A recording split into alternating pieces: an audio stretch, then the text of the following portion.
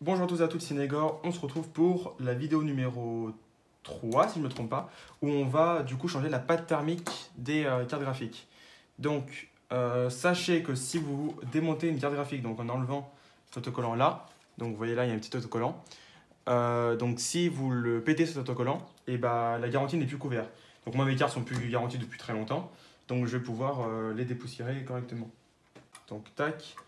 Je vais garder les vis de chaque côté de carte graphique pour bien différencier les cartes graphiques pour éviter de les mélanger, quoi. Même si ça ne change rien, parce que c'est les deux mêmes de toute façon. C'est les deux mêmes cartes graphiques, c'est des MSI GeForce GTX 960.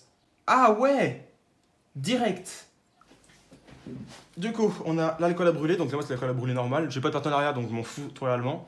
Donc c'est cette marque-là, là. On a de l'alcool à brûler à 90. Je prends toujours des cotons-tiges, moi. Mais si vous avez... Ok, d'accord, j'en ai perdu un. Si vous avez du coton normal, du maquillage, par exemple, quelque chose comme ça fonctionne toujours aussi bien. Enfin, ça fonctionne aussi bien. Mais moi, je préfère prendre des cotons-tiges parce que c'est plus précis. Mais par contre, pour laver des grosses surfaces, donc par exemple pour ça, c'est vrai qu'avoir un chiffon où on n'a pas peur de le salir, c'est vraiment pas mal. La pâte thermique, ça reste. Donc si vous prenez un chiffon, prenez pas un chiffon microfibre. Parce que votre microfibre, il sera foutu, quoi. J'ai tendance à toujours verser un petit peu d'alcool dans le bouchon. C'est plus simple pour imbiber le coton. Et ça évite que j'en mette partout, en fait, tout simplement. Donc hop, on va commencer sur ça. Donc je vais tout laver, en fait. Donc pas besoin forcément en fait, d'avoir de pâte thermique, en fait. Vous pouvez tout laver avec l'alcool à brûler, en fait, parce que ça s'évapore vite. Bon, pas si vite que... Ah, j'ai vraiment oublié le nom. Si je retrouve le nom, je vous le mettrai de son dans la vidéo. Mais si je retrouve le nom du machin, je vous le dirai parce que c'est vraiment un produit qui est... C'est super bien. Et ça fonctionne même vraiment pas mal, en fait.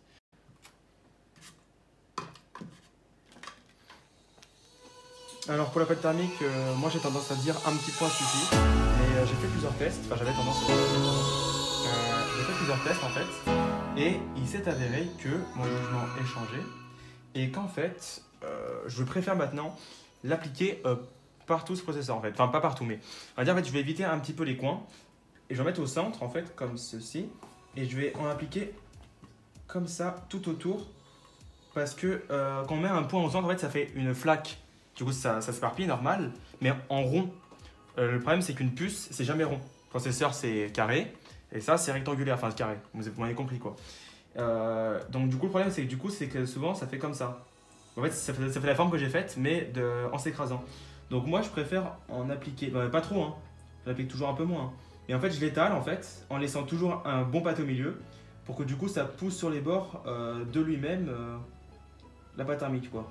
Mais là, je sais que, tac, la pâte thermique, là, sera toujours bien appliquée, parce qu'au centre, il y en a beaucoup. Mes doigts sont extrêmement sales. Au milieu, il y en a beaucoup plus que sur les côtés. Et quand je vais appuyer, ça va vraiment s'éparpiller partout et là, bien recouvrir le processeur intégralement. Et pas juste recouvrir un rond en oubliant bien les coins. Là, je veux vraiment que tout le DAC, enfin toute la puce, soit au contact avec le processeur, enfin avec le radiateur, pardon. Donc là, on va remonter ça. Juste en train d'essayer de voir s'il n'y a pas de la poussière sur les ventilos ou quelque chose comme ça. Il y en a un petit peu, donc je vais l'enlever. Et puis, de toute façon, je vais le remonter de façon plus rapide. La deuxième, je ne vous la montrerai pas. C'est exactement la même, donc c'est la même manipulation. Mais par contre, la prochaine vidéo, je vous montrerai la carte mère. Voilà. On se retrouve pour la carte mère cette fois-ci. Donc la carte graphique, j'ai enlevé le moment où je l'ai remontée parce que ça ne sert à rien. Donc du coup, là, on enlève le rad, donc le radiateur. Parce que j'ai enlevé le ventilateur déjà. Hop, le Cooler Master TX3 Evo. Voilà. Et vous voyez que du coup, là, ma pâte thermique, elle est équitablement posé parce que je l'ai posé en croix la dernière fois. Du coup, on a bien tout le processeur qui est bien recouvert par la carte thermique.